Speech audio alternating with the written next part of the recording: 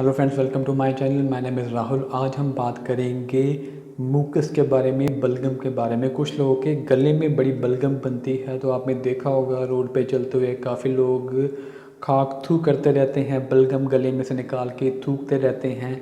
वो बड़ा अजीब सा लगता है, गंदा सा लगता है और उनके रेगुलर वो बलगम बनती रहती है। तो इसका क्या रीज़न है? बहुत लोगों को ऐसे होता है, जरूरी नहीं कि ओल्ड एज में हो, यंग एज में भी, मिडिल एज में भी ये प्रॉब्लम रेगुलर रहती है। लोगों के गले में बलगम बहुत बनता है, वो कोई भी दवाई खा लें वो ठीक नहीं होता। तो पहले बात कर लेते हैं होता क्यों है। इसकी शुरुआत होती है आपके स्टमक से, आपके पेट से। जब आप कोई खाना खाते हैं वो सबसे पहले फूड पाइप से होते हुए आपके स्टमक में पहुंचता है। मान लीजिए ये स्टमक है और ये इसकी फूड पाइप आ रही है ऊपर से। अब खाना अंदर चला गया, अब इस स्टमक में स्टमक एसिड रिलीज़ होता है, तेज़ाब रिलीज़ होता है, जिसको आयुर्वेदा में जठर अग्नि कहते हैं। तो वो तेज़ाब जो होता है वो बड़ा स्ट्रॉन्ग होता है एक एक फिट आदमी में, लेकिन जिनका ये बलगम बनती है उनका वो स्टमक एसिड बहुत कम होता है। अब होता ये है कि जब वो खाना अंदर आपके स्टमक में गया और ये आपकी विंड पाइप का नोज़ल है, ये ऊपर जा रही है ऐसे करके। अब होता ये है कि जब वो एसिड रिलीज़ होता है, वो तेज़ाब जब रिलीज़ होता है बहुत स्ट्रॉन्ग होता है, आपके खाने को उसने गिलाना है, तो उसमें से थोड़ा सा प्रेशर बनता है स्टमक में। तो वो प्रेशर बनता है तो ये अपने आप बंद हो जाता है। ये जो इसका नोज़ल ऊपर जाने के लिए अपने आप ये बंद हो जाती है। तो वो अब आपका खाना ऊपर वापस विंड पाइप में ऐसे गले में, मुंह में नहीं आ जाए, इसके लिए ये बंद हो जाता है, क्योंकि आपके अब स्टमक एसिड पूरा है और वो प्रेशर क्रिएट करता है, वो अपने आप बंद हो जाता है। अब आपका जब नॉर्मल बंदेगा तो यहाँ पे ऐसे बंद हो जाता है और वो खाना डाइजेस्ट हो जाता है जो फिट है।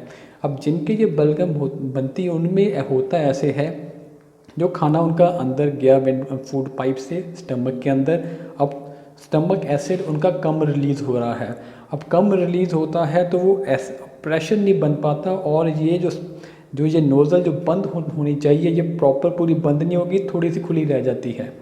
अब वो थोड़ा सा हिले या जो भी उनकी मूवमेंट हुई, वो कई बार होता है खाना एकदम से ऊपर आ जाता है, विंड पाइप से होते उनके पूरे मुंह में आ जाता है।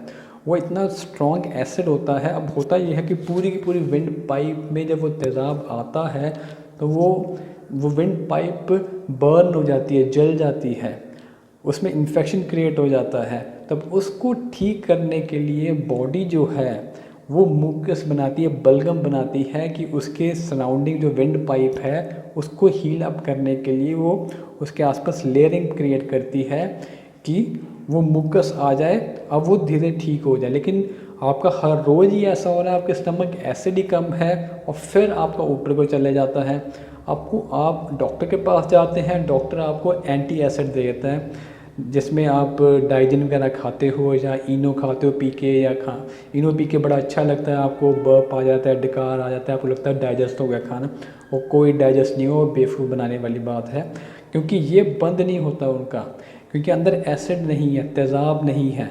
अब जब ये तेज़ाब अगर पूरा नहीं होता तो पेनक्रिया से एंजाइम रिलीज़ नहीं होते, और गाल ब्लैडर और जो आपका लिवर है वहाँ से बाइल रिलीज़ नहीं होता। अब आपका खाना जो है वो प्रॉपरली डाइजेस्ट नहीं होता जब पेट में स्टमक एसिड कम हो, जठर अग्नि कम होती है। तो आपने करना ये है, सबसे इम्पॉर्टेंट ये चीज़ है, आपने जठर अग्नि अपनी बढ़ानी है, स्टमक एसिड बढ़ाना। इस एसिड का नाम होता है हाइड्रोक्लोरिक एसिड। इसका आप सबसे इम्पॉर्टेंट ये चीज़ है, आप ले सकते हैं, एक सप्लीमेंट आता है बिटीन हाइड्रोक्लोरिक एसिड करके, बिटीन HCl करके आता है। उसमें सेम एसिड वही होता है जो आपके स्टमक का होता है, उसका वो आपने एक कैप्सूल एटलीस्ट हर मील के साथ लेना है, कि धीरे धीरे आप इसको 3 4 5 महीने लेंगे तो धीरे धीरे आपका एसिड बढ़ना शुरू होगा, तो वो ठीक होना शुरू हो जाएगा। फिर जैसे जैसे आपका एसिड बनेगा पूरा, तो फिर ये वॉल्व पूरा बंद होगा, तो अब आपका खाना ऊपर को नहीं आएगा, प्रॉपर डाइजेस्ट होगा।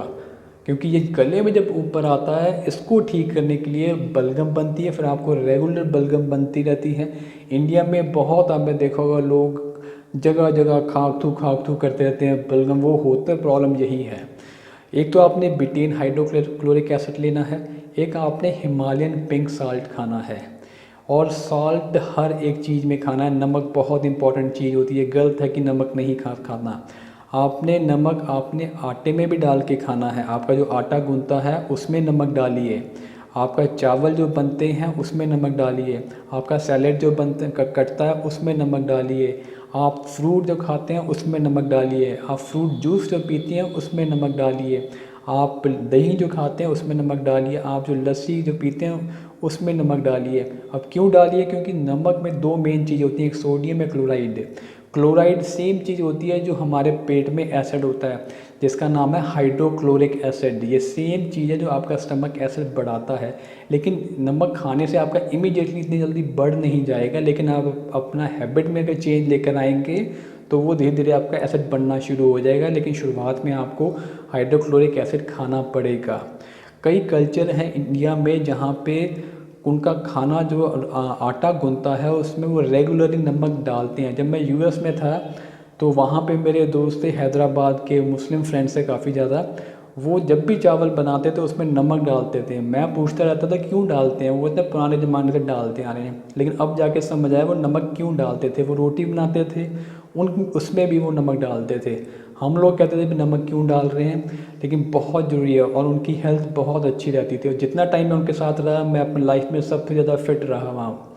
तो ये स्टमक एसिड बढ़ाना बहुत ज़रूरी है। एक तो आप HCl खाइए, दूसरा आप हिमालयन पिंक साल्ट, तीसरा आप अपने डाइट में ओमेगा 6 कम करिए। जितने भी आप ये सीड ऑयल्स यूज़ करते हैं, चाहे आपका कनोला ऑयल हो गया, सनफ्लावर ऑयल हो गया, कोई भी ऑयल आपने कम यूज़ करना है।